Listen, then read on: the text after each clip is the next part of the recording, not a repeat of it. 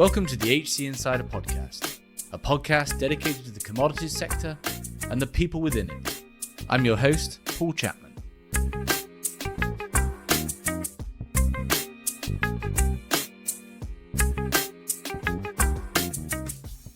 Today we return to the subject of lithium, in particular, the Lithium Triangle. The world requires more lithium to meet its electrification goals. And Chile, Bolivia and Argentina play a key role in that. What is the Lithium Triangle? What are the geopolitics? What are the economics? And why is Argentina now the center of investment? Our guests are Singh and Gabriel Rubacha. At the time of recording, Taj was the CEO and Gabriel was on the board of directors for NOA Lithium Brines. Since then, Gabriel has taken over as CEO and remains on the board.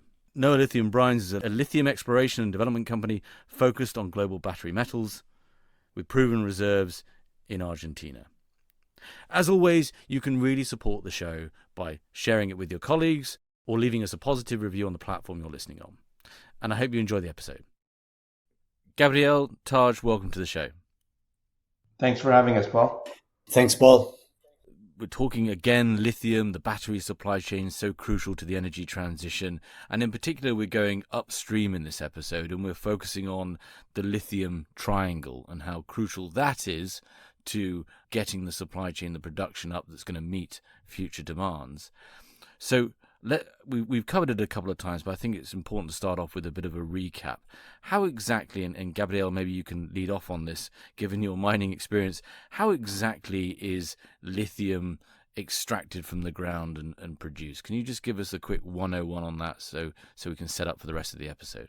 Basically, at this point in time, there are two main sources of lithium. One is out of the brines and the other from hard rock. And basically, geographically, brines, you got it in South America, hard rock in Australia, the main sources. There are others in North America and Europe, but these are the main markets right now in terms of supply.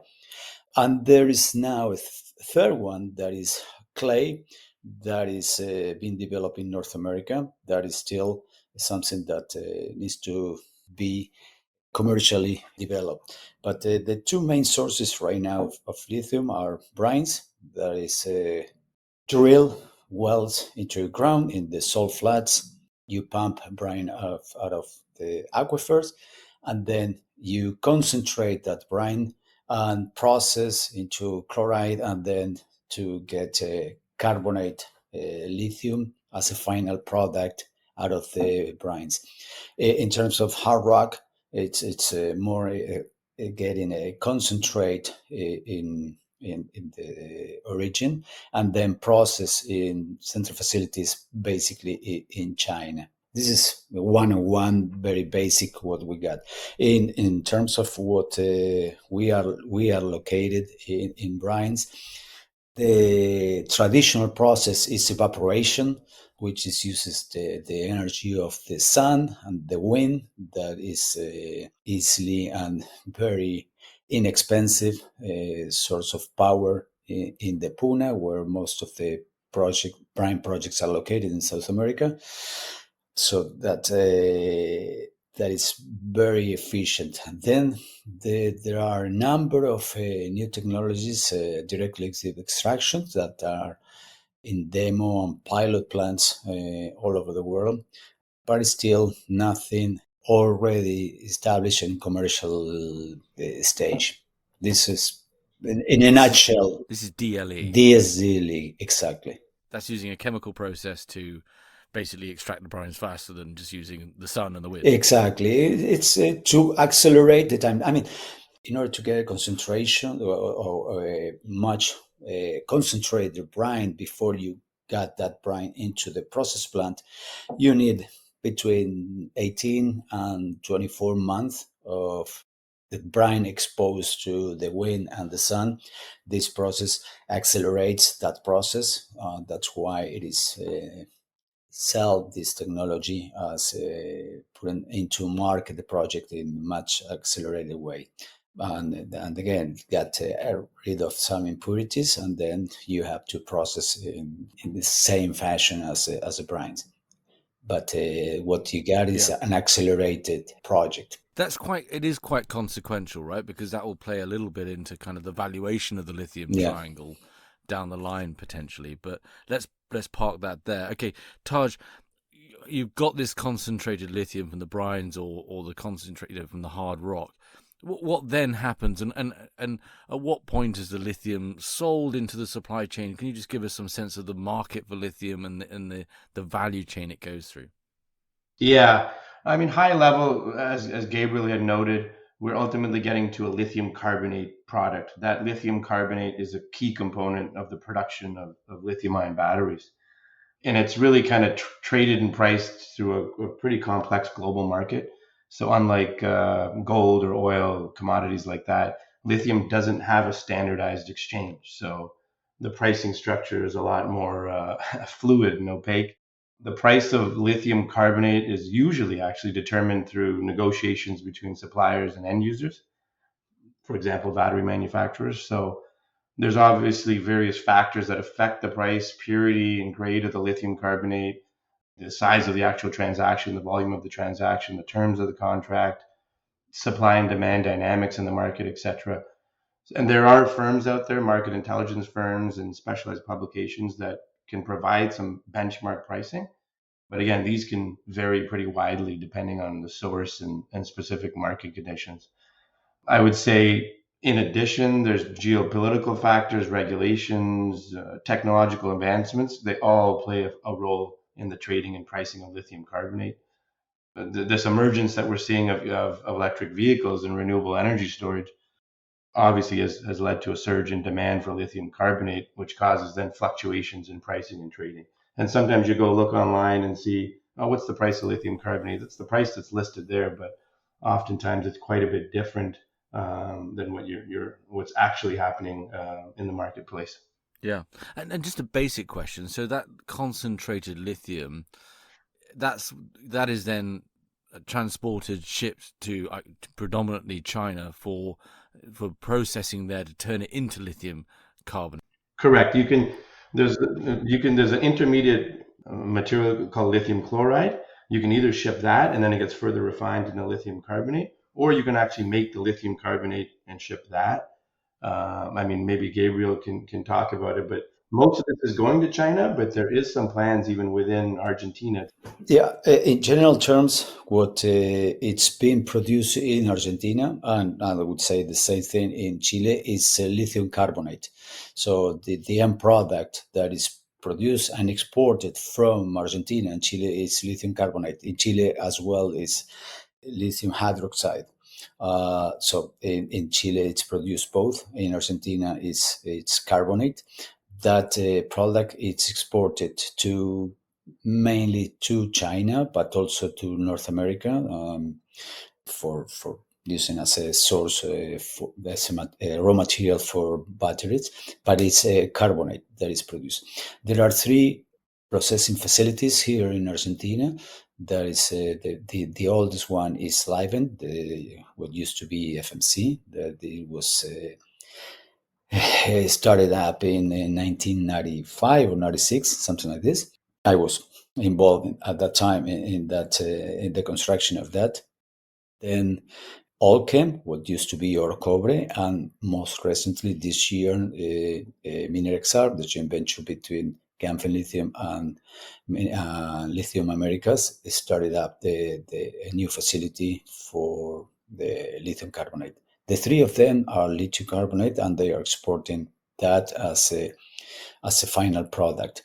Then what you got is whether you get a battery grade or technical grade of the product that will require further refinement in order to get the specs for the battery grade if you don't produce that spec in the source in at the plant. But the export is carbonate. Yeah, great. Okay, and then this is consequential for sort of routing the lithium triangle, by which we're talking Bolivia, Chile, and Argentina. So outside of the lithium triangle, can you give us some sense of you've already mentioned obviously Australia and South America, but some sense of, roughly speaking, of global deposits, but more also on, this is a highly consolidated business. You've been deep within that, Gabriel, over your time.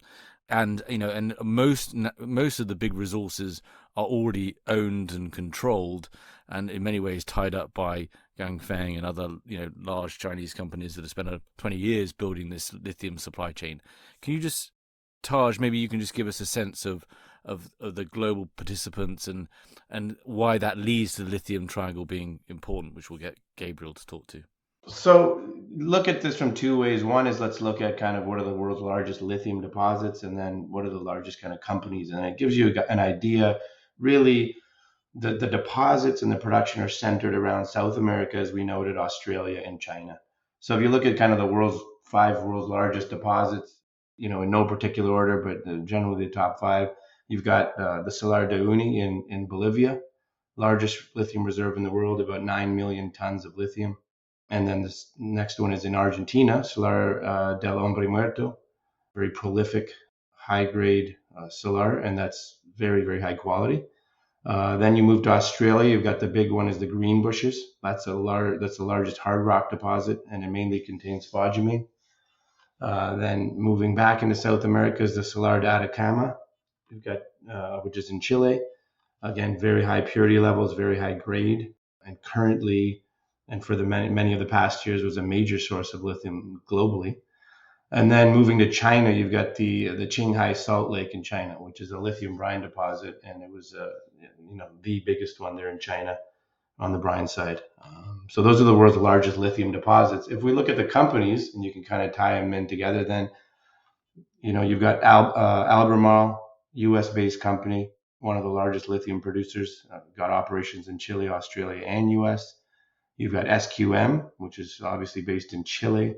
Significant operations, obviously, at the Atacama Salar, which I noted, and they're actively looking for other things. I think they actually tried to make a bid for a hard rock project just very recently in Australia, but they'll be active.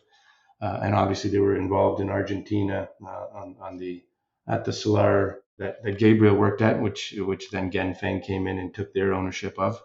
The third one leading to this is Ganfeng, a big, obviously Chinese company, various international partnerships, and it's involved in both brine and hard rock mining.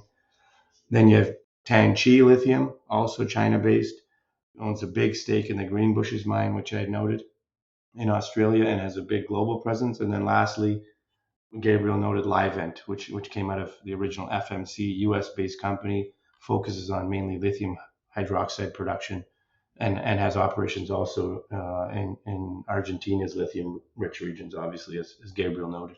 Fantastic. And as you just highlighted expertly, so 3 of the top 4 deposits are all in this Lithium Triangle. Gabriel, can you just give us a sense of when was it started to be called a triangle, and kick us off on, before we do a deep dive in each country, kind of on what region we're talking here, where it sits, and why it's so crucial? The Lithium Triangle comprises the southwest portion of Bolivia, northern part of Chile, and the northwest part of Salta.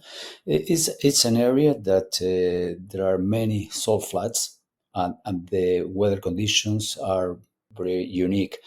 All those salars are located at high elevations between 3,500 and 4,000 meters. Winds, dry, high sun radiation, so provides a unique environment to develop this type of facilities. And on top of that, the salars, most of the salars, not all of the salars, but most of the salars contain a high concentration of lithium within the aquifers that are underneath the salt flats. So it could provide a good mix of having the resource and have a good condition to process those the lithium that it's available there.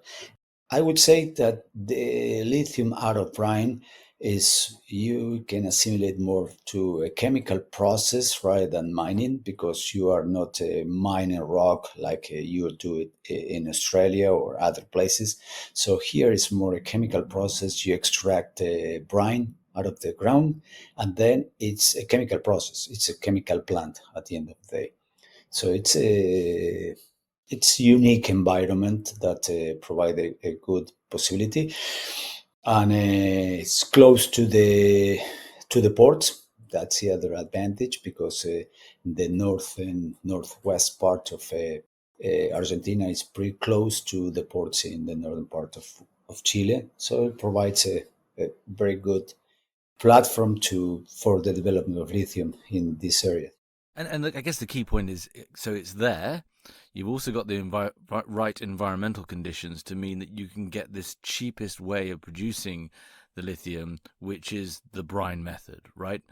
How much cheaper is it to do the brining method, traditional method, than it is to the next nearest cheapest, whether that's hard rock or DLE? I know that's. I would say that DLE is still, there's a lot of debate of what it's going to be the cost. There are multiple processes, so I rather not compare to DLE, even though it's claimed to be more convenient. But in terms of comparison to the other source, that is hard rock, I would say that producing lithium out of brine, it's below half the cost of producing lithium out of hard rock. The other thing is that in general terms, it's more convenient to produce lithium carbonates out of brine, and probably it's more convenient to produce lithium hydroxide from hard rock. But in general terms, we are talking about one to two.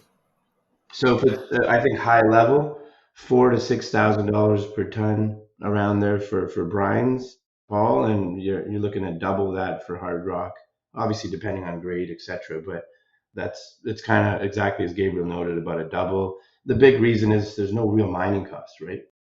Yeah, you're not having, it's the energy intensive processes of hard rock mining, or you're using the nature for free to do it for you.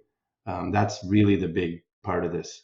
And again, still why brines are the highest margin operations. And again, I just want to note the DLE operations. DLE is just one method other than the evaporation method that you can use with brines. DLE people talk about that it's going to be similar levels of costing, but again, as Gabriel noted, there's no real commercial DLE process out there yet. So really, you just have to go with the classic evaporation process costs for kind of figuring that out. And obviously, listen, DLE will come in at some point. There's lots of dollars being spent on developing it, and it allows you to use much lower grades and then have a smaller footprint, etc. But it's not commercial yet. Yeah, and then this is where that sort of concentration story is important. And not all, the lithium triangle is not all equal. And before we do a dive into each country, and because I want to sort of get, Gabriel, if you can just give us an overview, that there's been a scramble for whichever country, for quite some time now. Obviously, like SQM have been around for quite a long time in securing these. Can you just give us a bit of a sense of the history of the lithium triangle and when it really started getting identified as a real key resource for those three countries? In terms of even, before the energy transition, just the lithium ion battery itself was already important, right, for cell phones and all the rest of it. As I mentioned before, FMC started their operation in 1995, 96. So we are talking about 20 years ago. SQM and Albemarle had been operating Atacama for significant number of years. I'm sorry. Again, when they started the operation, it wasn't the energy transition. It wasn't even the cell phones. It was more associated with the potash than lithium. Lithium was a secondary product, and then it became, with the recent years, it became more central, the lithium rather than potash for SQM and Albemarle. So the exploitation of the lithium triangle has been for years. In the recent years, there has been a boom of the industry transition and the search for all the potential salars, not just the big ones, as Tash said before, Salar no Hombre Muerto in Argentina or Atacama in Chile. So they started the search for each and every one of the salars that got potential in the region.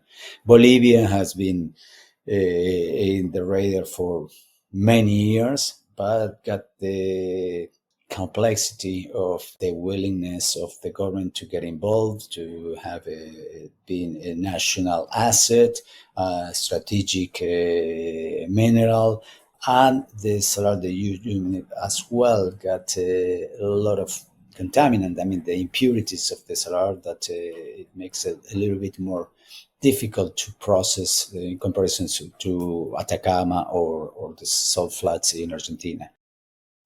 The HC Insider podcast is brought to you by HC Group, a retained search, intelligence and advisory firm focused solely on the global energy and commodity sector. With 6 locations across Asia, Europe and the Americas and over 50 consultants. To find out more, go to our website, hcgroup.global. There, you can also sign up for our HC Insider content for more interviews and white papers on relevant trends and talent impacts in the commodities world. So the backdrop now is that this has been identified as a crucial resource, and there has sort of been this scramble, and everyone is out there looking for the right concessions, right deposit. So just staying on Bolivia, Taj, why is, the sort of, again, like the thesis here is that Bolivia and Chile are much harder than Argentina, and Argentina is where it's at. But can we start with Bolivia and say, what are those complexities? Gabriel mentioned a couple there, the impurities and some of the politics there. Can you just unpack that a little for us? What does it mean? Why is Bolivia now challenging if you're out there trying to secure your upstream lithium supply chain? Just a quick comment before I just jump into Bolivia is what you'll notice is the Lithium Triangle started in Chile and it was big in Chile. And it's almost like Argentina has become the new Chile from the 80s or whatever. So, and we'll talk about why that is and kind of the M&A action happening in Argentina. But if we look at Bolivia, Bolivia's lithium deposits, if you just first look at the nature of the deposits, are primarily located in their main Salar de Uyuni. It's the world's largest salt flat, as I mentioned before, 9 million tons of lithium. So obviously making Bolivia home to one of the largest lithium reserves globally. But there are challenges. So if we first, Gabriel had noted this, but there's an extraction challenge. The concentration of Bolivia's brine is relatively low, first of all, compared to other major deposits. And it actually has very high levels of magnesium. I'm talking 10 times more, even more than that, than you'll see in the salt flats that are producing out of Chile and Argentina. So that just makes the extraction more complex, and main thing is makes it more costly. Secondly, if you look at the altitude and climate, it's located at a bit of a higher altitude, and so the conditions are pretty harsh, so it can pose challenges to mining operations. And then if you look at kind of the infrastructure, and it goes back to the whole picture of Bolivia, there's limitations there, right? There's the well-developed infrastructure you see in Chile and Argentina that for transportation and processing, you don't really have that here. And it obviously will then hinder any large-scale commercial exploitation. If we look at the second part of that, political kind of situation, let's first talk about nationalization, government control. Bolivia's government is historically kept really rigid control over its natural resources. And that's always ongoing, these nationalization efforts. That's obviously limited foreign investment. Socioeconomically, always the benefits of lithium mining are weighed against the concerns over environmental impacts and the rights and interests of indigenous communities. It seems to be more amplified in Bolivia than the other two countries. And then Bolivia has sought international, partnerships with foreign companies, etc. But the negotiations have just kind of been set back a lot. They've been complex, lots of challenges, delays, cancellations of projects. So these things have really kept Bolivia pretty slow from progressing. The two major players I think you could think of is YLB, Yacimientos de Litio Bolivianos. That's the state-owned company, which is responsible for the exploration and development of Bolivia's resources. It has various joint ventures, etc., and partnerships to advance the lithium extraction and processing. And then there's a few foreign collaborations with countries such as Germany and China, but they've really not amounted to anything. They've faced setbacks because of the things I talked about before. So that kind of summarizes thoughts on Bolivia. Paul, one thing that is probably worth mentioning is that Bolivia wants, and the same in some way, Chile tried at one point in time, is to go a little bit beyond producing lithium compounds and having more end products like batteries or whatever you wanted to do with the lithium compounds. And this limit also the appetite of potential investors. I mean, at the end of the day, the investors, which could be battery producers or OEMs, I mean, the automakers, what they want at the end of the day is offtakes on products, whether carbonate or hydroxide, that they can use as source to produce batteries at their disposal. And this is another limiting factor that you may have in Bolivia. Yeah, they don't want the rivalry. What about Taj? Staying with you, what about Chile and the OG, as you sort of pointed out? Is it just simply it's all tied up? Yeah, listen, it's tied up, and all the major players have taken most of the good spots is number one, and it's kind of advanced. They're like 2 decades ahead of where Argentina was. Very amazingly described in the great book Boat Rush. I loved listening to all of that, and he really goes through it in detail there. It's fantastic. But it's and now there's no nationalization issues that are happening. So first of all, talking about nature of deposits for Chile, most of them are found in the Salar de Atacama, which is one of the driest places on Earth, and it's very high quality of lithium. Again, currently and probably for the past decade, one of the most significant sources of lithium globally.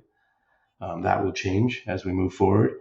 If you look at kind of operating in geological challenges, pretty standard stuff, but it's really a unique environment. That's all I can say. It's a really well-suited environment for this production process, which is why everyone wanted a piece of it. Impurities are relatively low. The grades are pretty high. There is some situations where there's some scarcity of water in Chile now they're talking about, which is something that comes up. But overall, very strong. Political is really the part that I'd want to focus on, and maybe Gabriel can talk about it because he spent a significant part of his career in Chile as well. But there's a big move to nationalize now lithium, and it's considered a strategic resource, so it's led to restrictions on who can mine, how much is exported, how much can be even produced. Number two, I think a big thing that you see in Chile is the indigenous rights, and in these mining areas, sometimes fantastic projects can be stopped because of this, and so it obviously can lead to a lot of potential conflicts. We notice that, but the big thing is that it's a huge economic dependence on lithium. So it comes up a lot in government debates and major parts of new leaders coming in or people vying for seats politically. Lithium comes up because it's such an important part of the economy of the country. And then major players, I mean, there's a few of them, but the big one is obviously SQM, one of the largest lithium producers. You've obviously also got Albemarle, which has been there for quite a while too. And then you've got the Chilean government also has a pretty vital role in regulating and overseeing the lithium industry through its state-owned development agency, Corfo. So I think it'd be good for maybe Gabriel can shed some light on Chile because he spent again a lot of time there. Yeah, I would say that the most important thing is that lithium in Chile is strategic. Many years ago, it was defined as strategic because it was used for the nuclear energy. So in order to get approvals to process or to produce lithium, you have to get one key permit besides any environmental permit that you require. A normal mining operation is the the permit from the Nuclear Energy Commission. This is something that is controlled by the government, so this is critical in order to get approval for any new operation. Both Albemarle and SQM have been operating for decades in Chile, but as you well know, there are no new projects in the last 10 years. Both of them are operating in the Salar de Atacama, which is the largest, and it's great salar. But there are other salars like Maricunga that got a lot of potential, and there are players with concessions there. The problem, I would say, now is that the Chilean government wants to be involved in the development of the lithium. A couple of years ago, it was trying to find partners in order to get a value added in Chile, like producing batteries. Didn't work. Then you got the problem of quotas. The latest is that the government should be a partner in any new development of a lithium project in Chile. So there are a number of hurdles that you got that, in comparison, for example, to Argentina, are much more convenient in Argentina.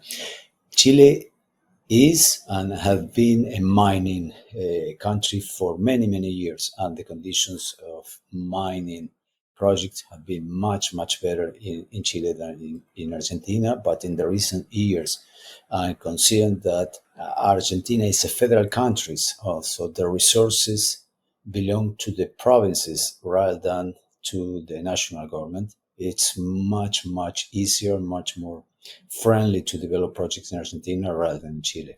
So yeah, Taj, you mentioned we had Henry Sanderson on talking about his great book, The Vault Rush. I'm going to give myself a shout out here. Episode 117 for those that want to go back and listen to that. It's super interesting. Just one question before we move on to Argentina. We've mentioned indigenous peoples and so and challenges to this. When it comes to brine, are there environmental consequences? What should we be thinking about here in terms of impacts? No, I mean, I would say that indigenous communities are pretty in favor of the development of lithium. In terms of water, I mean, the use of water for the project is not significant.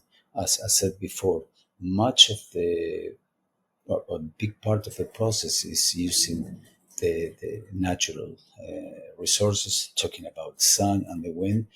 The water that is being used to process the materials is being taken from water sources that are not suitable for animal or human consumption, because got minerals that are not suitable for use.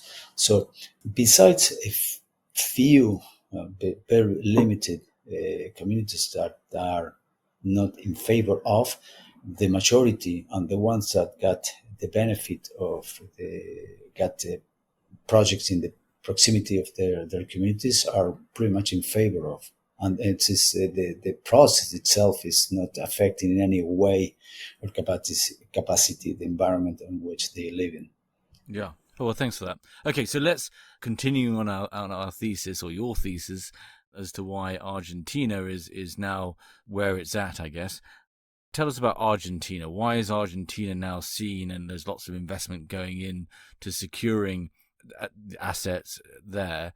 What is it about Argentina that means it's attracting investment versus Chile and Bolivia and so forth? As I mentioned before, the resources in Argentina belong to the provinces. Most of the resources, most of this salt flats or lithium reserve lies on three provinces: Jujuy, Salta, and Catamarca. The three provinces are very friendly to mining and very pro-mining jurisdictions. As a matter of fact, Salta is ranked very, very high in the Fraser Institute ranking in terms of mining jurisdictions. So this is one thing. Then there were a number of salars that were underdeveloped in the last 10 years. There were many companies trying to do something, and now with the energy transition, there was a rush to secure those resources, start developing that. As we said before, brine is, I wouldn't say it's much easier because it's complex, it's pretty complex, but once you define that you got a good resource with a good concentration, it's pretty straightforward to develop the projects. You got the environmental conditions, as we discussed before, so it's a good combination, and you got a very strong support from the provinces. That is a key element that differentiates from our neighbors, Chile and Bolivia, and that's why many of the investors in the recent years, I would say mainly from Canada, Australia, and China, came to Argentina to develop their assets. What about the federal level? Obviously, Argentina is going through an election shortly. I mean, is there sort of an agreement on both sides that this represents a strategic asset and so on? I mean, there's a lot of volatility around the currency and so on. Just talk to us about that. I mean, the three potential candidates, the three that got any chance to be elected in October or November, in case there is a ballotage, which is highly possible the case, are very pro-mining. It is known, and all the candidates know for a fact, that mining should be developed in Argentina. There's a lot of potential of mining in Argentina. I'm not talking about lithium, I'm talking mining in general. And mining should be a source of capital to Argentina. I would say it's not related to lithium, but in mining in general, we got a lot of high deposits of copper in Argentina that needs to be developed. We got big deposits in this side of the Andes range. There are a continuation of the big assets, the big copper assets on the other side in Chile. So all the candidates are going to be supportive of the development of mining in general and lithium in particular. But again, the resources belong to the provinces, so that is critical, and this is continue. So I don't believe there is going to be any change at the federal level in terms of support to the development of lithium in Argentina. Can you give us some sense of scale of how much investment has gone into, I guess, acquiring concessions or whatever it might be called around these deposits? I mean, how big has the scramble been over the last couple of years in Argentina? It's been very volatile, I would say, because you got people that is paying several millions for a piece of land that got nothing. I mean, there is no, not even geophysics. There are big transactions of the hundreds of millions for projects that got feasibility. There were recent transactions of 800, a billion for projects that got feasibilities, and there were transactions of in the range of 300 for projects that got at least an inferred resource already determined. In terms of concessions with nothing, it's opportunistic, I would say. There are people that are buying for a few millions out there that were available at the provincial level that you just ask for that concession. So it's very variable, but there's a lot of hype. There's a lot of demand for assets in Argentina right now. It's a lithium rush. There are, I mean, you got the big players, and you got new players from China. You got new players from Middle East. You got India. There is interest from Russia, which is nowadays it's a little bit complex, but you got interest from Russia. You got interest from everywhere. Everybody wants to be involved in a certain way. Yeah, Paul, I'd add some color to that. I think I remember when I was first looking at this opportunity, it was a staggering number, but it's something like $8 or $9 billion since 2020 has been put into Argentina in the mining space, and like 70% is in lithium. And again, it's mainly spread out between the three provinces that Gabriel had noted: Salta, Jujuy, and Catamarca. So a lot of money is coming in, and we talk about all the different countries that are in. It's not even just flying in and out anymore, Paul. Like, they've got full teams that just live there now, and full offices from various countries in Europe, China, Australia, Koreans. They're all here. Really quick numbers. If you look at since probably October 2021, there's been publicly, so kind of public transactions, publicly traded companies, have been 6 deals. Average size of them is about 700 US per deal.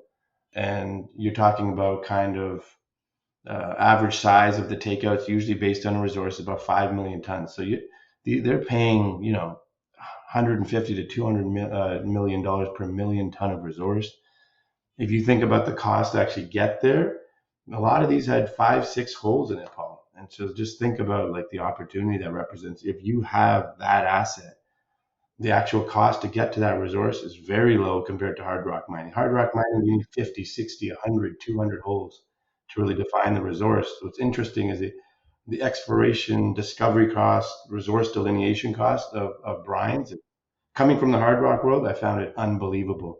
And then the kind of values these companies are being taken out for, it's unbelievable. Well, we better use that as an opportunity, a segue, to talk about NOA, which you're both executives of, and kind of how why you're there, and what makes your asset and company, I guess, differentiated in quite a crowded field. This is in line with your question regarding how much is being paid for concession. During the last year, we've been putting together deals and to acquire concessions in different salars. Our focus was in the province of Salta and in 3 salars. So around middle of last year, we secured a land package of approximately 100,000 hectares in 3 salars, mainly Rio Grande, that is our flagship, the Arizaro, that is the second project that we got in our pipeline, and Salinas Grandes. So in terms of Rio Grande, why we defined that as a flagship is because there was available information from previous exploration done by other companies in 2011, 2017 that provided us the advantage to know for a fact that this salar got potential for lithium in certain concentration. Then we performed additional geophysics that confirmed that the concessions that we acquired got a brine underneath our property. So that led us to assign this the target to start exploration. And the other 2 projects that we got is Arizaro, that is probably it's the largest salar in Argentina, still not developed. There are several players also working in Arizaro in exploration, but nothing yet developed in Arizaro. And then we got Salinas Grandes. This is one of the salars with more potential, but we left that to be the third in our pipeline of projects. The unique advantage or unique thing that we got at NOA is that we got a big land package and we got 3 projects. So we have the opportunity to develop 3 projects in parallel and provide value added to our investors on the development of 3 projects and not just one asset. So far, we've been demonstrated that Rio Grande got a lot of potential in terms of grades and big a brine package underneath our properties. So we are targeting to get a maiden resource in Q1 in order to start having more value to our investors and to the company. But we are confident that we got a very good opportunity with NOA. Yeah, I will add a couple of points. Whenever I'm looking at these companies, I look for kind of three things, Paul. The underlying sector they're in is obviously very important, number one, and I think we're in the right space at the right time, being in lithium. Number two, I look at the assets. What's the quality of the assets? Which I think Gabriel has noted. We have three very high potential assets. We've already proven our hypothesis on the first one at our flagship project, and I think it's going to be a huge technical win. And hopefully number 2 and 3 are there as well. And the big thing in the lithium brine world is land, having land. And we're the largest claim holder, or one of the largest claim holders, on each 3 of those projects. So that covers the assets part of it. And then the third part of it for me is the team. If the team is there, that's what matters, as long as the assets are there. And this is a team, again, that has decades of experience in the region, focused there. It's not just from some other country, a team came in and is trying to get business done here. They've been doing business for years. And even the ability to put these assets together, where majors might have had them, they were able to get them opportunistically for good prices before the big surge in prices. These assets would not be available. Again, all is coming back on the team's ability to do that, specific to the region, specific to the commodity. So those 3 things are really the ingredients I think NOA has. I think we're in the early days of many other, several other successful junior lithium companies. And to be honest, this area is all about consolidation. And that's what's going to happen. In the next 3-5 years, significant consolidation is going to happen in this region by the big players. Yeah, and to touch point, one thing that I would say from a technical point of view, in terms of what we are finding right now, is that we discussed before this thing about how this lithium brine are going to be processed.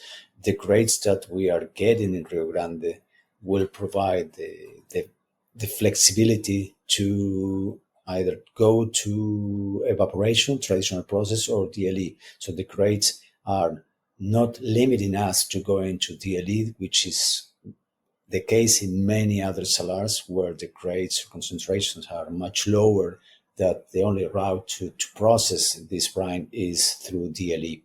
That's a great point. I think if you had a tagline, we are the new high-grade lithium story in Northwest Argentina. That's really what we are. There's other players out there that have some decent size. They don't have the grade we have that we're showing. Honestly, all of the transactions I talked about before, they were kind of in the range of grades we're getting, if not ours are even slightly higher. So at our flagship project. So I really do think a big differentiator for us is our very strong grades, as Gabriel noted, at our flagship Rio Grande project. Well, gentlemen, it's been really interesting talking the Lithium Triangle, and best of luck with NOA or NOA Lithium Brines. You guys are on. You can be found on the TSX, I believe, as a public company. So I will put that in the show notes. But fascinating. It's a fascinating space to watch, and I think we all appreciate a deeper insight into the Lithium Triangle and why it's important. Thanks, Paul. Fantastic, Paul. Thank you. Thank you for listening. If you enjoyed this episode and want to support the show, please give us a positive review on Apple Podcasts or Spotify. To find out more about HC Insider and HC Group, a search and advisory firm dedicated to the commodity markets, visit our website at www.hcgroup.global. There you can find out more about our services and our offices around the world. There you can also find more content, from interviews to insight pieces to more podcasts focused on the commodity value chains. Thanks again for listening.